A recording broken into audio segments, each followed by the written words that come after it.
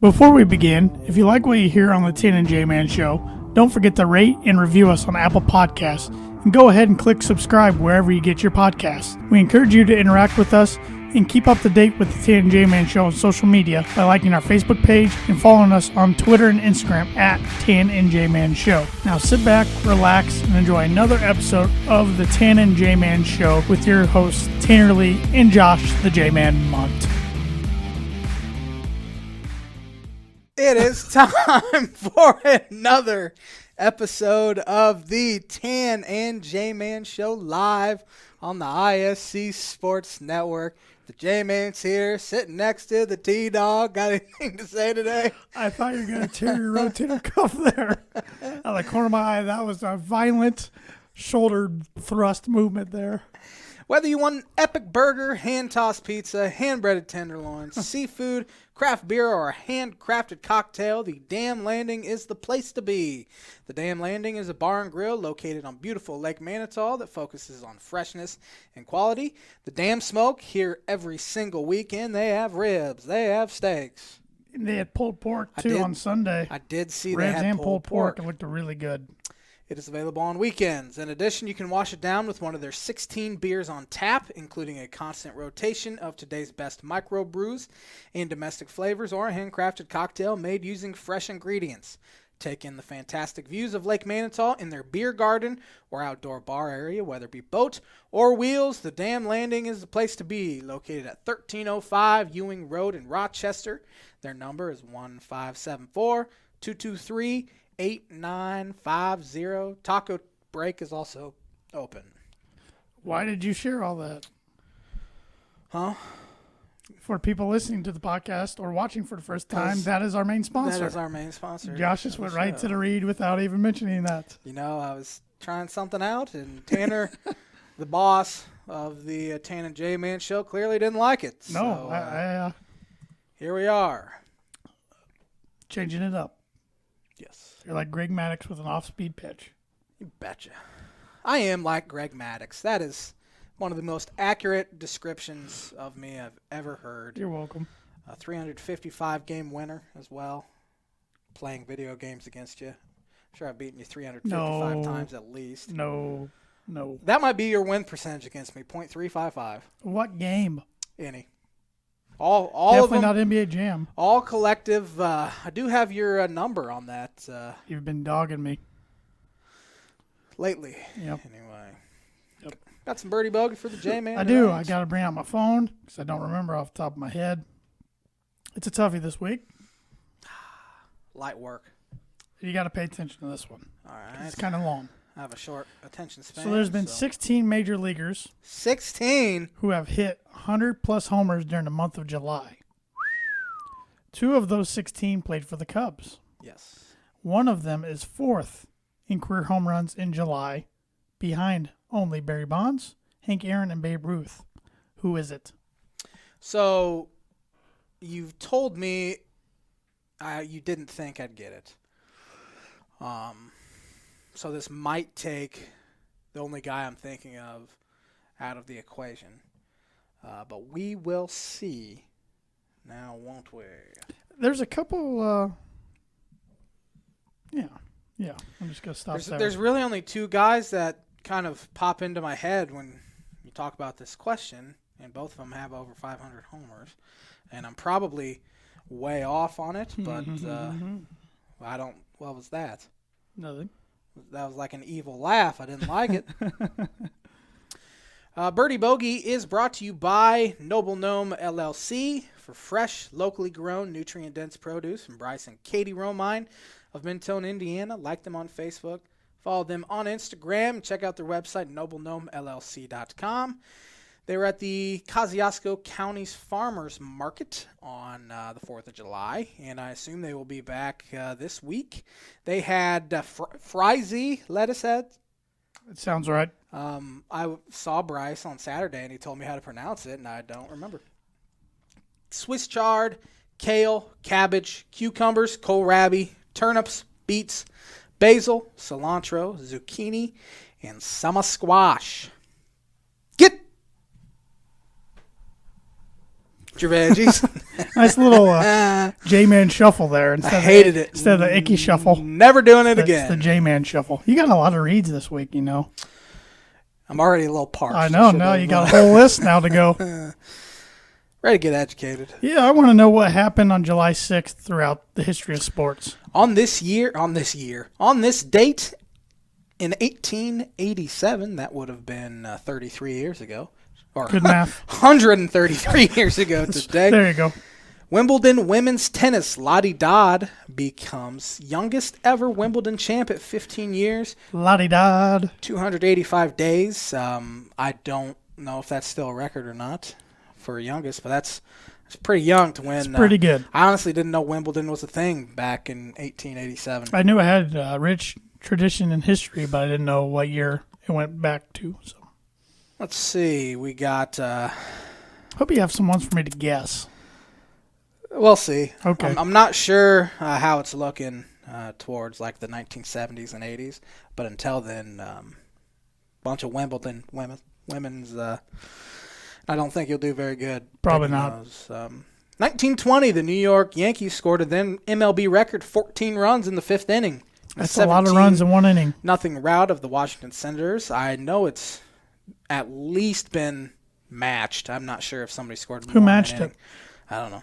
I just know somebody has had 14 because I remember seeing it. Who won the 1928 Wimbledon's men's tennis? Come on. All-French final. I don't know. Rene Lacoste beats Henry Cochet. I could have guessed 1,728 guys and not guessed Rene Lacoste. I told you it was a Frenchman. I should have narrowed it down for you. Yeah, really nailed it. Rafael Nadal. His great-great-great-great-grandfather. Great-great. In 1929, Henry Cochet won it the year after losing to Rene Lacoste. He beat fellow Frenchman, bunch of Frenchmen playing in the Wimbledon's men's tennis tournament. France has a rich history of producing good players. Jean Boratra. 1929, St. Louis Cardinals set an MLB record, 28 runs on 28 hits against the Phillies. I know quite a few runs. That's a lot of runs. I know the Texas Rangers during the Josh Hamilton days scored 30 against Baltimore, or at least maybe Baltimore scored 30 on that. I don't remember how it happened, but I know Rangers scored 30. It might have been the day Josh Hamilton hit 4 homers at Baltimore. I know it happened in Baltimore. You should have just said one of them, said it confidently, and stuck with it. Well, then somebody goes and fact checks me, and J-Man's an idiot. Like me. I was going to fact check you, but... Who won the 1931 U.S. Open golf tournament? 31. Yes, won by 1 stroke over George Von Elm. Ooh, 31. Second 36-hole playoff, longest playoff in tournament history. Let's go with Walter Hagen. Billy Burke. Oh. Ever heard of Billy Burke? No. Pretty beat. George Von Elm. Oh, you said that already. Yeah. Pretty sure Billy Burke was the guy that was in the movie Twilight, Tanner's favorite movie. I'm pretty sure that's an actual actor. Not my favorite movie. I remember in high school you would. I've seen 2 of them, but it's not my favorite movie. You high on Tanner's rewatch list. No. Twilight. Loves. False. Loves. He was Team Edward. Is that a thing? I think you're right about that. I forget the characters. You would know. No, I wouldn't. 1932, Cubs future All-Star Billy Jurgis is shot twice in Chicago hotel room by a spurned girlfriend, Violet Popovich Valet. Well, that's not a very positive on this day note. No charges filed. As he laughs. 1933, the first MLB All-Star game was played. The American League won 4-2. Does not have an MVP. Where was it played at? Comiskey Park in Chicago. Old Comiskey. Babe Ruth hit. Now it's a guaranteed rate field. Yes. With the arrow pointing down. Yes. Because they stink. They're stinky. Fred Perry won this year, 1934, Wimbledon men's tennis tournament. I'm going to fast forward here a little bit. These are taking forever. We're still stuck in the 30s. Yes. 1941, the New York Yankees team unveils a monument to former captain Lou Gehrig in center field. Luckiest man on earth. Luckiest man on the face of the earth. Let's see. Who won the British Open in 1951? He was an Englishman. Oh, crud. I don't know any Englishmen back then. Max Faulkner. Never heard of him. Nope. I was going to guess, originally I was going to guess Ben Hogan, so I'd been off. This is a halfway decent one. 1956, MLB Commissioner Ford Frick inaugurates Cy Young Award to honor baseball's outstanding pitcher. That's pretty cool. I didn't know what year that was implemented. 1956, cool. neither. That's my favorite fact of the night so far. Not a whole. Who won the 1968 Wimbledon women's tennis? This girl is a legend. You probably won't be upset if you get it wrong. Billie Jean King? Billie Jean King. Tanner gets a par. It was either her or Everett were the only two I could think of as old-timers. She beat female tennis players. Judy Tegart. 1974, who won Wimbledon men's?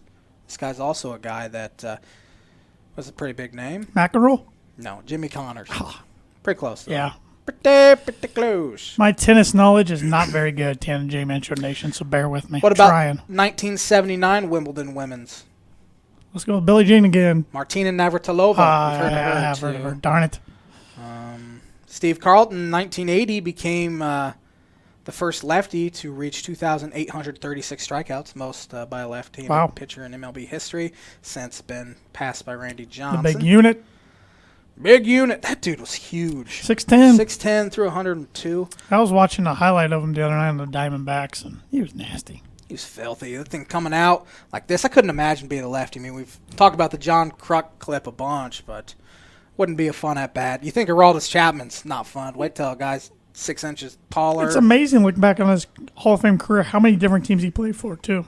Yeah, he was usually a guy that good you wouldn't think would hop around that much. It looked like he was going to get traded to the Cubs in really 98. He went from the Mariners to the Astros, I think. Or Astros to Mariners, I forget which. I will look it up. Maybe I don't know what the situation was, but Cubs backed out at the last minute. They did the same thing with Mike Piazza. They backed out at the last minute. That was smart of them. It was even on the bottom line on ESPN. Cubs agreed to trade. Was that when he was with the Marlins? For just half a, or who was he with for like a half season? Like, Wasn't the Marlins? Was it, or just like 7 games or something? I don't remember, but yeah, it looked like they had. The big unit was on Montreal. Then Seattle. Well, it says, I don't know, 1989. That's weird. I don't know what it says there. The Montreal, then Seattle, then Houston. Yeah, so it was when then Arizona, then the Yankees, then Arizona, then the Giants. It would have been when he was traded to Houston. Yes. 1991, who won the Wimbledon Women's Tennis Open?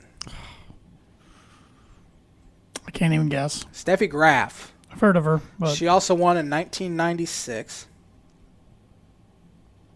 1996 in a 2-0 win versus the Brewers. New York Yankees closer John Piazza played for the Marlins for 5 games. Yes, it was when he was traded. 98.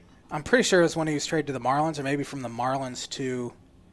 Because then was he traded to the Mets from the Marlins? Straight to the Mets from the Marlins, Yes. and then he played with the Padres in 06 and the A's in 07. So when he was traded from the Marlins to the Mets, the Cubs had come to an agreement with the Marlins, or maybe beforehand, before he was even traded to the Marlins. But Cubs backed out for some reason. He hit 40 homers twice right on the dot. Yeah, it was pretty good. In 97 and 99. And he hit 38 in 2000 and 36 in 2001 and 33 in 2002. Yeah. Then after that, he really declined. John Wetland in 1996 set MLB record 20 consecutive saves. That was the MLB record in 96. Eric Gagne came along and Game Over came in and beat that one. Smashed it. You just looked at my computer. But I didn't see anything, though. Who won the 97 men's Wimbledon? I'm going to guess between 2 guys, but I'm going to go with Sampras. Pete Sampras. I was going to say him or Andre Agassi. Andre Agassi would have been he beat Cedric Pioli. Never heard of him. Frenchman. Shocker. Not a whole lot. 2000 real estate developer Stan Kroenke, now the Rams owner, announces the acquisition of the Denver Nuggets Colorado Avalanche in the Pepsi Center at $450 million from the Ascent Entertainment Group. And in the following year, in 2001, the Avs brought home their second Stanley Cup over the Devils. 2002, who won Wimbledon women? Let's go with Venus Williams. Serena. Serena's the better. I know she is, but it took her a little while to get going. But 2003, who won Wimbledon men's? 2003. It was this fella's first Grand Slam title. Let's go with Federer. Roger Federer. Rafael Nadal won in 2008 over Federer. Over Federer. Took him a while because for a while the only place he could beat Federer was on the clay courts of the French Open. Probably the best tennis player in the world. Don't quote me on this. Roger. Novak Djokovic won in 2014.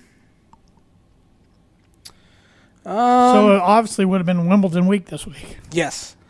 2019, the LA on this day 1 year ago, the LA Clipper.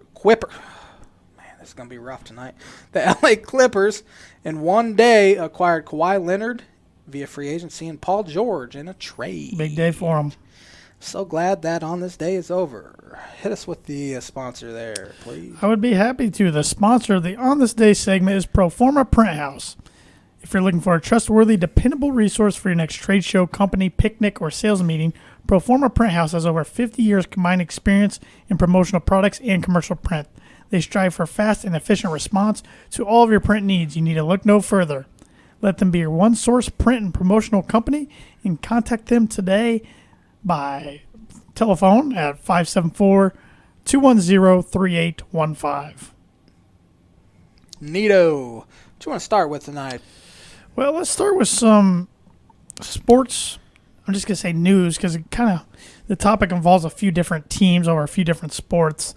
There's been a few teams, the Washington Redskins and the Cleveland Indians, to put on the spotlight, have been asked to at least review their names to possibly change their names. Yes, this is a long time coming. The Redskins, I'm not a Native American and don't pretend to even know what it's like to be a Native American. But Redskins is a very offensive name to them, and so's Indian as well. So it's kind of a long time coming. Now, I know Ron Rivera, who's the head coach of the Washington Football Club, is on board with changing it. Who the heck knows what Dan Snyder's thinking? No one ever knows what's going on in his brain. He's been backed in the quarter by FedEx. Absolutely. By FedEx? FedEx Field is the main sponsor of the Redskins, and then Nike, I think it's $250 million for naming rights, too. Yeah. And they're saying they're going to pull if they don't change it. And good luck. Normally, even in good times, that's tough to get a company to commit to. Good luck right now during the pandemic getting a company to commit to that. And 3 of his partners are looking to pull out as well, which I think they own like 40%. And Nike took all their merchandise off their website. So he's absolutely backed into a corner. Haven't heard much of Dan Snyder in a while. No. He's kind of nice. Stayed out of the spotlight because he was arguably one of the worst owners in sports. I'm sure he still kind of is. But he hasn't spoken much lately. But I think ultimately, by the beginning of the season, they have to decide by September.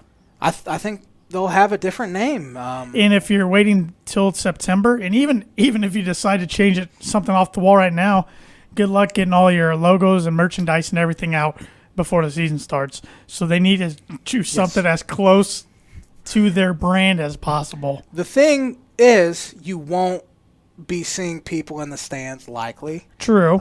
So you won't have to see the Redskins logo in the stands. True, you would around the stadium though. Would they even be allowed to tailgate and stuff? Oh, I'm not saying by the fans, but even their logo on the field, their logo around the border of the stadium, different things around the stadium like that, their logo. How hard is that to change though? I was just talking like getting merchandise so people can buy. And the logo won't be as hard as the merchandise, but and the merchandise won't be hard either if they can change the name to be close to the branding colors. Correct. The burgundy and the gold. Which I think that would all. They're not going to go for a complete rebrand. No, that would just be much. Yeah. But there are some interesting name choices thrown out there. And I asked on Twitter, Facebook, and Instagram what some good choices would be, and we got a few responses on Facebook. One said the Warriors, which I even thought of because one of their alternate logos is the spear. Mm-hmm. But the Warriors has been a name in the past that has been brought up, potentially needing change. Now, the Golden State Warriors haven't been thrown in this mix, but like the Marquette Golden Eagles, they were the Warriors at one time. They were backed into a corner of the change. Really? Mm-hmm. There's been multiple colleges who have had to change from Warriors. When is it getting too picky? That's a good question. Like Warriors. I mean, people get so offended by everything nowadays. And really, I didn't even think about the Indians until they were thrown in this mix. I didn't even.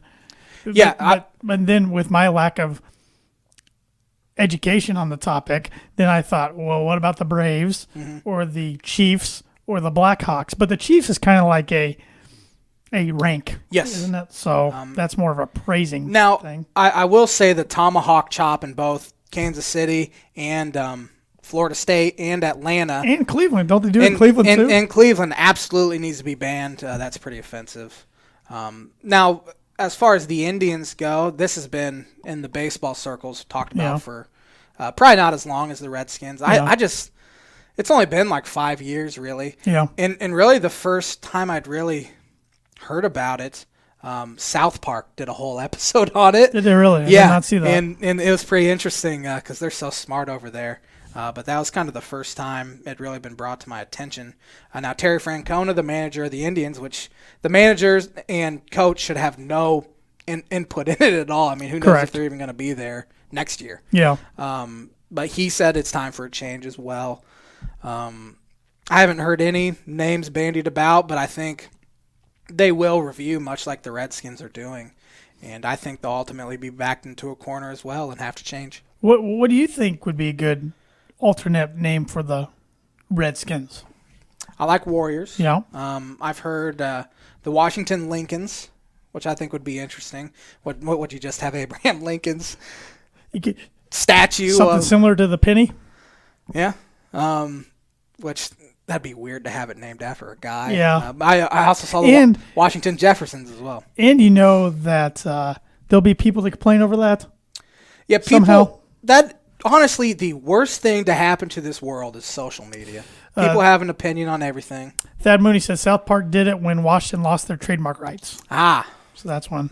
So yes, that was the timing of that episode. Yes, and I do remember that episode pretty vividly. But yeah, it'll be interesting. I've heard of the Red Tails. I like that. Yeah, that's a good one because you could keep your same color scheme. I follow one person on Twitter that's a big diehard Redskins fan. He said he'd be happy with Red Tails or Hogs. I like Hogs. That was the name of their offensive line during their Super Bowl win, I think in the 80s or 70s. Stick with me on this. How about Pigskins? Pigskins. Can kind of incorporate the hog skin. It means that's a nickname for a football. Pigskin. I like it. Yeah. Why not? Why not? But then I thought, PETA would probably get mad, but they could get mad at every single animal name Bronco, somehow if they wanted to. Dolphin. Colt. Eagle. Raven. Bear. Cardinal. Bear. Cardinal. Seahawk. Lion. Ram. Bill. Yeah. Bill. No. Aren't Buffalo? What is Buffalo Bills mascot? It's a bill. The Buffalo Bills. What the heck's a bill? Is it like a buffalo? What is it? It's Am like I stupid? Their mascot's like a buffalo. It's like a buffalo. I'm going to bring it up. Google Buffalo Bills. I don't even know how to explain this to you because I'm just shocked by that you brought this up. Dolphins play them twice a year too. Oh, it's like a buffalo. Yeah, what I've just been saying the whole time. But it'll be interesting to see what happens with all this. Yes. Yeah, I know that it's kind of been brought up to the public before, but it seems different this time, more serious with everything going on. And I think it's actually going to happen. And I think it's going to happen. Too. Yeah. Definitely with the Washington. Now you're a team. Illinois Fighting Illini fan. Yes. Will this impact them at all? I haven't heard. I know they got rid of Chief Illini years ago. Chief Illini, that was probably 2007-ish, I want to say. We were in high school. But somebody dresses up as the chief and does a dance at halftime in the stands anyway. I will say it's very offensive. And I said that out loud to my dad once, and the old lady in front of me ripped my head off. So they're very passionate about it. But I haven't heard anything about them having to change their name or anything. Same thing with the Seminoles in Florida State. They say that's not an offensive name. I'm just so uneducated. I feel like I shouldn't even have an opinion on it because I'm so uneducated. That Moody said, how about the Washington Sentinels with Shane Falco coming in off the bench to lead the comeback in the second half to get into the playoffs? I've actually seen that name mentioned as a that'd be neat, possibility. but that would be from the movie The Replacement. That'd be total rebrand. But will it have to be? I mean, you wouldn't have to go to the. I guess you could stick with the orange and burgundy, blue or whatever. the burgundy and gold colors. I guess. I don't remember what their colors were on there. It was red and silver, or blue and silver, or kind of a combination of all three. I thought it was orange and something. No, it was not orange. So it was like red and blue and white. That looks an awful lot like. That's orange. red. It looks like the Patriots' old uniforms from the AFL. It looks like a red jersey that's been washed a bunch. Yeah, that's a good. And turned into a orange. But we'll see what happens. We'll keep tabs on this situation. What do you think if the Indians were to change their name? What they could go to? I'm trying to think. Something to do with music, with the Rock and Roll Hall of Fame. Could be the Cleveland Notes. The Cleveland Zeppelins. The Cleveland. What the heck's their city known for? No one wants to go there on vacation, according to Joe Kim Noe. Remember that quote? Yeah. Rock and Roll Hall of Fame. That's the only thing. Don't they have? I know Detroit's the Motor City. Yes. But it seems like Cleveland's a big automotive industry as well. You're thinking tires, aren't you? Are you just getting that off of Tommy? Or no, that was Firestones. Located in Ohio. The Cleveland Firestones. It's pretty cool. Just be dumb. Just be a big old. Really dumb. Big old tire logo. Love it. It'll be interesting. I don't think the Braves and Chiefs and Blackhawks are going to have to do anything, but we'll see. I have heard the Blackhawks name mentioned, but not overly seriously. Yeah. Yet, who knows? They might just end up having to change all Native American names, and that'd be take a little while to get used to. And they can move on to something else to complain about. Yeah. I like to complain about stuff, but not stuff that doesn't affect me, which this doesn't affect me at all, and I'm sure it affects a lot of people. But something that's affecting you, affecting me, affecting a lot of sports and baseball fans is the delay of the baseball season. But tonight, MLB Network released the 60-game schedule for every team. Correct. Nothing to me is more boring than a TV schedule or than a professional sports schedule announcement TV show. You complain about that like you do the power rankings. Well, for one, power rankings during the season, sure. Before the season, no one knows. Especially usually I would agree with you, but in times like this when there's nothing to talk about, when they go based off of last year's win percentage, the strength of schedule, it's pointless. Teams change so much, and in these uncertain times, no one knows how the other teams are going to be this year.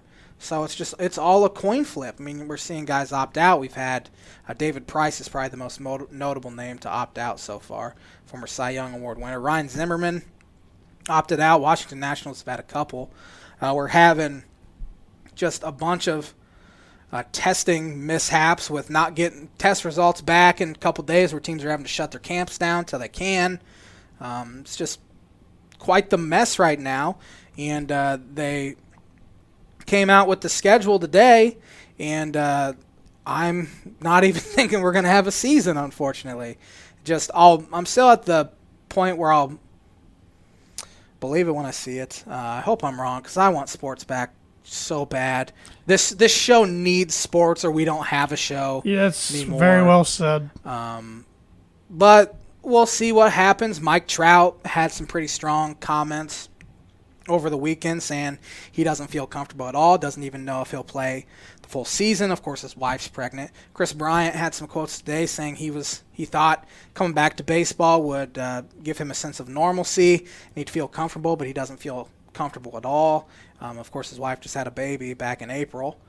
Sean Doolittle, Washington National, he's one of the more outspoken baseball players, says said that he was tested on Friday, and as of Saturday night, he still hasn't gotten his results back. So it's just a big. So they're obviously not doing right the now. blood rapid test that you get results back within like 15 minutes. 29 of the 30 teams have at least one guy that has tested positive. The Cubs are the one team so far that has not, which good for them, but who knows what happens if a team has 10 guys go down the middle of the season. I actually just favorited a tweet here. I forget what it was, but the Dallas Soccer Football Club, Dallas Soccer Club, is pulling out of the MLS's back, I think, tournament because they had 10 players and a coach test positive, so they're completely pulling out. I think it was the Dallas Football Club. But it's just scary times for sports. You obviously want guys to feel safe and feel like they're going to be healthy, but I just don't know how they're going to manage it, to be honest. The only one that's been able to manage it so far is the PGA Tour, and they still have guys testing positive every week, but theirs is a little different than a team sport, of course. I mean, you could easily social distance yourself on a golf course. Honestly, I think they could have been playing for months. Where it gets weird is the touching the flag stick and everything, and because a lot of them aren't leaving it in the putt with, they take it out and everything, so that's where it gets. But I'm sure off camera you're just not seeing. I'm sure they're sanitizing those between groups and wiping them down, spraying them, wiping them down, and doing different things. But so far so good. The PGA Tour it is different. And I'll get talking to golf a little bit. It's different watching tournaments without fans, but they're doing a pretty good job. Yes. But as we said, the schedule is out. The first game is the Yankees against the Nationals. I think it's in Washington. Yep, Garrett Cole versus Max Scherzer. And I think that had been announced already, or people had leaked kind of been leaked last year or last week. And you said there's another game. Yeah, on the that, nightcap, Thursday at 10 night. o'clock that night's the Giants-Dodgers. Giants-Dodgers, it's a good rivalry. Cubs open up with a 3-game set against the Brew Crew. Then they have a 4-game set at the Cincinnati Reds. They'll be sitting there at 1-6, and I'll wish the season never would have started. So this is gonna be fun. Give us something to talk about at least. Yeah, I don't know if I want to talk too much about them, but they did kind of catch a break. They host the Cardinals at Wrigley twice and only have to go to St. Louis once, which with no crowd, who knows how that's going to affect. I would say, as far as crowd in home field advantage, I would say baseball is probably less than basketball and football. However, you do get the last at bat when you're at home in baseball, so it kind of evens out. But as far as playing in front of crowds and stuff, definitely baseball is less so. Now, it'll be quite the adjustment for teams like the Cubs, Yankees, Cardinals, where they're used to having 40,000 in the stands. What's going to be weird, if they are able to have a season and get through the season, is the postseason. That's going to be weird. That's going to be strange. We're going to see teams in it that if they would have had a normal season, they would have been the atmosphere and environment will be weird. Sure. I mean, playoff baseball is fun, and then you're going to get nothing in the crowds. I mean, the place isn't going to be rocking. Yeah, and a lot of these players, maybe not a lot, but I think you're going to see more injuries just because the adrenaline levels will not be nearly as much as what they were, as much as what they would be. A lot of athletes thrive off of the atmosphere. That's where they get their energy. Now, I think we will see some cool stuff. Sure. Here's some cool stuff. Like the Cubs were playing a scrimmage. Of course, no fans or anything. But Albert Almora swung and his bat went flying. Whole dugout was cracking up laughing. You could hear him. You could hear David Ross yelling at Schwarber from the dugout. Come on, Schwarbs. And he was trying to score from first on a double. And he ended up stopping. I did like his ghost high five and butt pat he did. That was pretty funny. Yeah. So it's just it's going to be so strange. Now we watched a little bit of the TBT, the basketball tournament, and without fans, I mean, it was different. But at least you have your teammates cheering you on. I don't know if that environment really needs fans anyways. It's more like a organized pickup game. But yeah, I think they're doing a really good job with the whole organizing of that and how they've handled players that test positive and everything. Now, It does help, much like it'll help the On the NBA, bubble. where they have a bubble, Sure. where teams will be, where baseball, you're traveling all around your area, Yes. essentially your regional area, which is different. But yeah, the TBT was kind of golf was the first official sport, but it's nice to at least be able to watch some live basketball from guys that are legitimately really good players. And I actually kind of cared about last night since Purdue's representative team, even though they only have 4 guys playing in it, the Minimaki, which a little plug here. Another podcast I have, the Boiler Breakdown. We interviewed former Purdue men's basketball player Evan Boudreaux, free ads. Who's playing? I can do what I want. Who's playing on the Minimac team? We interviewed him last week, so that's on all of our audio platforms and on our YouTube page if you want to check that out. I will say it was a great interview. Had some audio technical difficulties at times, but we did the best we could with it. And very smart guy, a fun guy to talk to, and Dartmouth grad, easily the smartest of the 4 on the show. He had 8 points and 3 or 4 boards last night. So Isaac Haas had a double-double, but they were bailed out by a former Washington Husky and a former D-leaguer, not G-League, D-League, and he plays in Europe. Is it Justin Dentman? Justin Dentman, yeah. I remember him at Washington. He was a really good player. Yeah, he was hitting some crazy shots last night. He has the highest point total of a single game performance so far in this year's TBT, 32. Yes, I turned it there for like a minute or two, and I saw Bogey try to take a charge. Yeah, he flopped. And he flopped big time again. He rightfully got called for a block on it. He was real late, too. And it was weird hearing good old Daniel Dockage on the call again. Of course, he made a big mistake early in the game and then owned up to it and told Purdue fans to come at him on Twitter because he was sitting there praising Ryan Smith. Why isn't Ryan Smith playing in this? He was just playing for Purdue 2 years ago. He was thinking Ron He Klein. dropped 30 on Tennessee. And then after the break, he goes, I'm sorry. I got confused. I feel bad. I love Ryan Klein. I know Ryan Klein's dad. I know Ryan Smith's dad. He goes, Purdue fans come at me on Twitter. That's embarrassing. So Purdue fans took advantage of it and were just ripping him to shreds. So it was kind of fun. In Dockage's defense, I did that exact same thing when you said you were interviewing my favorite boiler. I was saying, crap, is it Ryan Klein? Because I didn't like Ryan Klein or Ryan Smith. Ryan Smith was an Illinois killer. He was an Klein, absolute not too much, Illinois if I remember. I didn't mind Klein as much. I just got him mixed up. I felt stupid afterwards. Though. But, yeah, it's easy to do. Both sharpshooters. So going back to little baseball. Yep, sorry, we kind of got off tangent. No, that's all right. I just saw this on the Twitter. A few notable dates. Major League Baseball will honor the 100th anniversary of the founding of the Negro Leagues on Sunday, August 16th. Yeah, that just happened. I meant to mention that last week, and I forgot. Yes. I think the Negro Leagues Museum is in Kansas City, and I've heard it's amazing. So everybody go check that out if you're in KC. Jackie Robinson Day, which is usually April 15th, is now going to be held. I just saw Friday, August 28th, my father's birthday. Oh, cool. Which is the anniversary of the March on Washington in 1963, as well as the date in 1945 when Branch Rickey met with Jackie Robinson to discuss his future in the big leagues. So that's a few notes. Going back to the Indians' name, I just saw my dad text me earlier. Cleveland Rocks. He thinks would be cool. Ooh, that is a good one. Not bad. I wonder what their logo would be. Would it be? I don't think it'd be a rock because you already got the Colorado Rockies, which is after the mountains. But no one cares about them. You could do some sort of guitar or something. Yeah, I like Cleveland Rocks. That's a good one. Mm-hmm. I mean, once the Washington team, of course, I'm not calling them the Redskins tonight until just now. But I was going to say it will take a while for me not to call them the Redskins, much like it's going to take me a year. I still call them the San Diego Chargers. I'll still call them the Oakland Raiders. That one's going to be hard for me to get used to. It's going to be a tough one. But you don't call the Rams St. Louis Rams.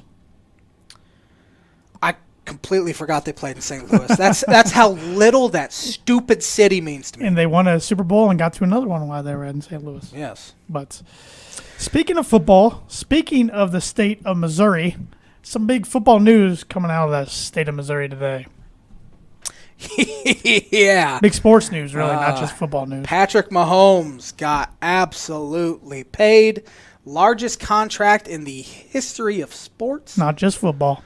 10-year extension worth up to $503 million. It includes $477 million in guaranteed mechanisms. Don't know what that means.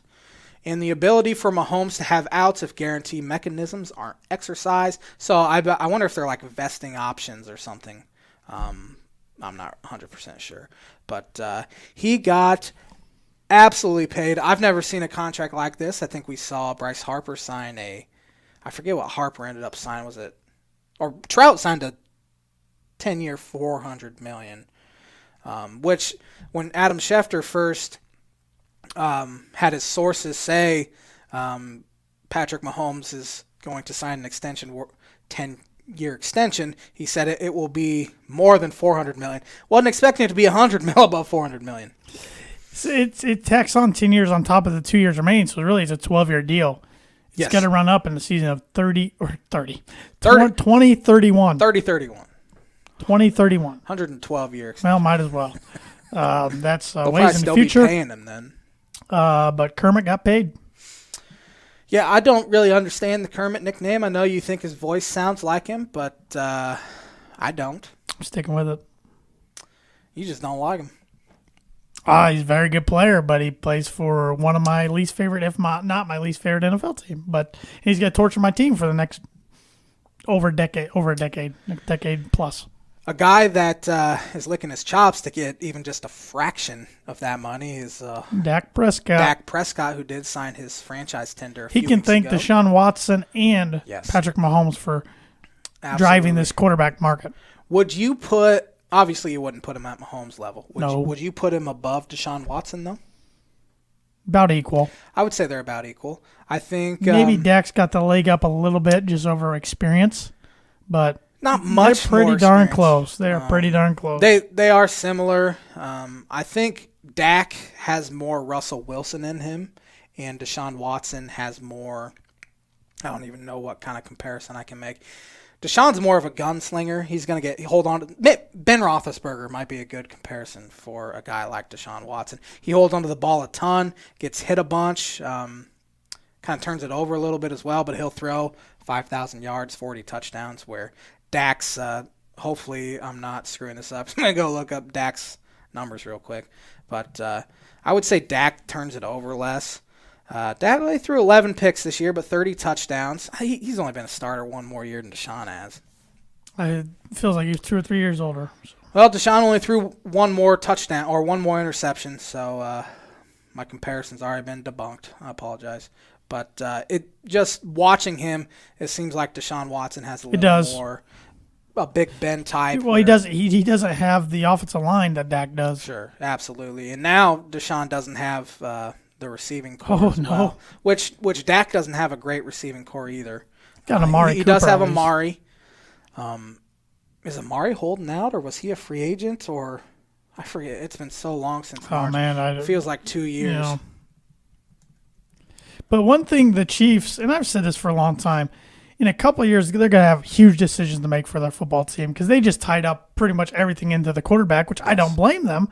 But they got maybe a small window right now to win big, and then they're got to rebuild. But they got their quarterback and their franchise guy to rebuild around. But they're going to run into a problem just like Seattle did with their defense. Yes, and I've also heard mention that they could be shipping off Chris Jones just to save some money. And he's a big piece of that defense. He's almost at the level of like an Aaron Donald type player. Not that great. I've never seen a defensive tackle like he's their most important piece of their defense, though. But when you score points, you're right. I mean, you rarely see a team that's so balanced where they're scoring a ton of points and keeping guys from scoring. And in today's NFL, I think you win with that kind of offense. Although the San Francisco 49ers just went out with they had a good run game, but their defense was great, and they about won it as well. So, but in today's NFL, I think pay your quarterback, worry about everything else later. Well, I think you have to build your roster to score points. I think that's why you've seen teams like Denver and even I almost said Oakland, even Las Vegas go get speed because they're trying to match what Kansas City's doing on offense because they know to beat Kansas City, you got to score more than them. And when you play them twice a year, I mean, you can have great defense all you want, but if you're scoring 22 points a game, you're not going to win too many games in today's NFL. Yep. Going back to Amari Cooper, he signed a 5-year, $100 million contract extension to stay with the Cowboys. That's right. I do remember that now. I do as well. I apologize for not remembering. I'm mad at myself. It's been a long 2020's Been a long year, even though we're in the 7th month of it. At the same time, it's going incredibly I know. fast. It's weird. It's weird. It's really weird. But Patrick Mahomes got paid big time, and it'll be interesting to see. Get that money! The injury guarantees $140 million of the contract. Yeah. He blows out his knee, gets $140 million. Yeah. Whatever. Yeah. It was Bobby Bonilla Day. I forget what day last week. Last Friday, I believe. Yeah, I think it was Friday as well. Maybe Thursday, because Thursday felt like a Friday. It seems like I was at work. Who cares? Oh, July 1st is yes. Wednesday. Yes. Well, yep, you're right. You're right. He is getting paid, what is it, 1.35 or 1.13? Something like that. No, I don't know. Yeah, until he's 72 years old. Like isn't it year 2035 or something like that? I think it's till he's 72 years old. Okay. Yeah, that was the dumbest. I mean, his agent needs a raise times 2. Yeah. That was just.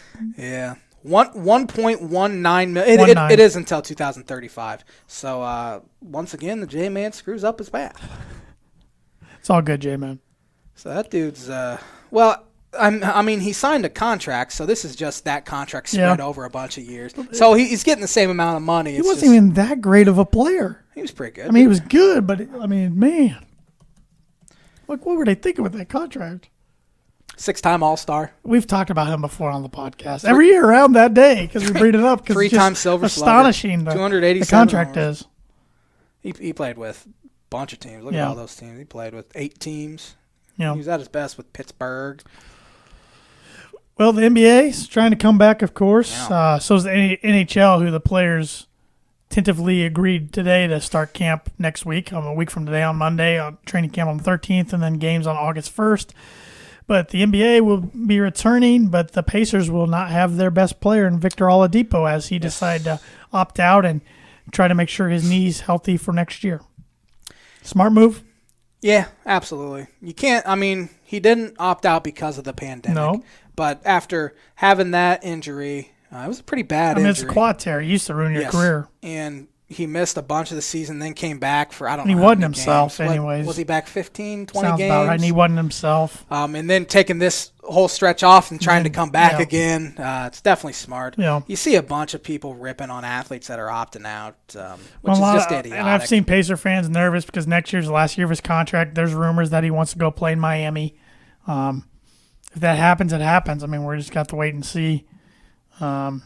He's called Indianapolis his city multiple times, wants to play his career there, so we'll see. But played 13 games. I wouldn't call Oladipo a superstar, though. I think they love him because he went to IU. Correct. That helps him. He's a good player. Don't get me wrong. I might get ripped for this, but I think he's a good number 2 player on the team. I don't think he's good enough to be the main guy. He's not a guy that I would think be the main guy. He's not as good as this player, but I kind of view him like a Jimmy Butler type. Yeah, he'd fit well with him in Miami. Because I don't think Jimmy Butler's a guy that's going to be the dude on a championship squad. He's with the Miami Heat. Yep. He's averaging 20 points a game, which is solid, and he's a good rebounder, good assist guy. But I don't think he'll ever be the dude. I'm trying to look at the Heat roster here real quick before you talk some golf. Only have 12 minutes left. Yes. They're 17 games over 500. Their second best player, and arguably their best player, is Bam Adebayo. They have 8 guys averaging at least 11 points a game. Now I'm not sure how many of these guys are still on the roster because I know Justice Winslow's not, but it's kind of who I compare him to. Pacers aren't going to win anything anyways. They're not a very good basketball team. Or they're good enough to make the playoffs, but they're not good enough to even compete for the championship. So now, with the virus and all that, it'll be a lot different for an NBA team than it would a Major League Baseball team because NBA teams have, 14, 15 players at tops? If you have 6 guys, catch it, you're done. I don't know how they can just sign guys off the streets because I haven't heard anything about them having a taxi squad. No, I have not either. So it'll be interesting, but that was big news in the state of Indiana on Twitter over the past few days. So, the golfing world had another tournament over the weekend, the Rocket Mortgage Classic up in Detroit, the second year of that tournament. Saw Bryson DeChambeau come away with the win, his first win since 2018, even though this makes his 7th tournament in a row he's finished in the top 10. The dude's reshaped his body, gained tons of muscle, looks like a linebacker. How much money has he made in that span? A lot. A lot of money. So I think what he's doing is paying off for him. The way he's retooled his golf game, retooled his body, really. And now all of a sudden, not only did he win over the weekend, he's the favorite in the 3 majors this year in the PGA Championship, the U.S. Open, and the Masters. I've heard you talk about Bryson for a while. But it just seems like he's a huge name, like overnight, just because of how long he hits the ball. Now he is. How far he was an NCAA champion out of SMU. He was a physics major. Always did things weird. I mean, he loves science, loves physics, of course, like I just mentioned. So he's always trying to find a little advantage over his competition, whether it's using a different putter than anybody, using a compass, which he can't use anymore, putting a different style, which he can't do that anymore, the one style, the side saddle he was doing, using a 5-degree driver like he is now, building himself like a linebacker like he looks. He's just always trying to find something. Just find an edge. Well, what he's found this time looks like it's working. He averaged 350.6 yards off the tee this week, which was just mind-blowing. I said to you earlier, I think he had 16 drives that were over 350 yards. The next closest was 6. I could have 19 in a 4-day stretch. But yeah. I was thinking 1 day. Yeah, so no. But it's fun to watch him play. I mean, Matthew Wolff, he's a second-year guy out of Oklahoma State, only 21 years old. He was coming at Bryson down the stretch because Matthew had a 3-stroke lead yesterday going into it, ended up blowing it, which ties the largest lead blown on the PGA Tour this year. Wow. Going to the last day. Because usually that's a pretty comfortable lead for a pro, unless it's a major or something. But Bryson caught up 2 or 3 holes. Wolff and him were already tied. Wolff was coming, got within 1, but Bryson finished birdie at the end yesterday, and that'll do it. Golf hasn't had a villain in a while either. And Patrick Reed kind of tried to be. Yeah, but he hasn't done a whole lot since he won his. He's more known for cheating, really. Yeah, that kind of makes But Bryson says a lot of dumb things to the media. Doesn't like the camera catching him pouting because he does pout a lot. But all of a sudden, you're looking at a guy who's 26 years old, has 6 tour victories now, and like I said, he's the majors favorite, for the 3 majors this year. I mean, and now he's hitting the ball just further than anybody on tour by a long shot. I mean, further than Dustin Johnson and further than Brooks Koepka and some of the bombers, and it's working. Yeah. I mean, not only is he hitting it long, he's hitting it straight. That's half the battle, too. That is. He has taken this week off, I believe. This week's a unique week, unique 2 weeks in the PGA Tour. Both this week's tournament, which was a kind of a let's just hurry up and create a tournament, because this was supposed to be the John Deere Classic.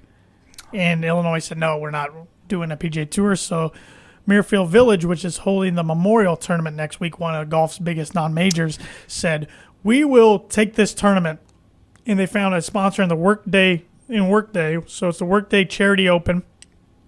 So you're going to have the same golf course 2 weeks in a row, hold 2 different tournaments. And next week was supposed to be the first week or tournament with fans, and I said for weeks that it wasn't going to happen, and I think you would always say, like, well, they say it's going to happen. So far, yep. And today they announced they were only going to let 8,000 into the gates next week, which is only 20% of what usually gets through.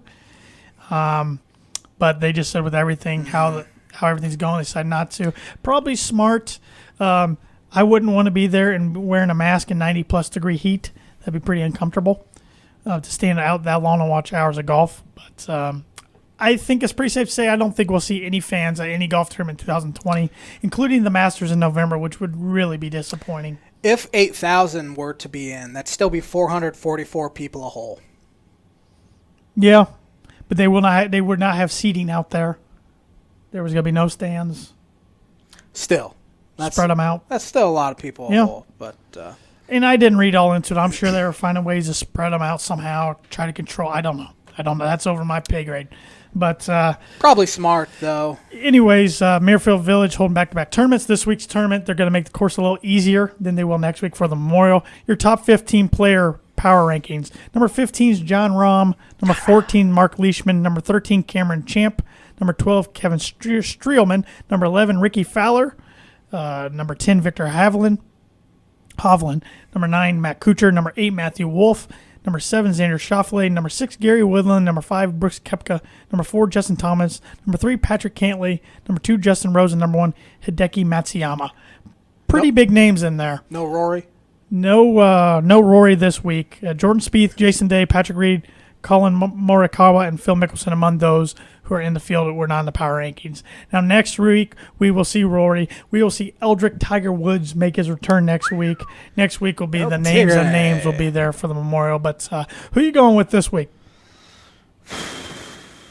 Give me the 13th guy. That's what I took last week. Sticking with it. Well, let's see here who that was because I just screwed this up and got out of it like I always do. I think 13th was, I think it was Cameron Champ off the top of my head. Feel good about it. Yes, it was Cameron Champ. Beautiful.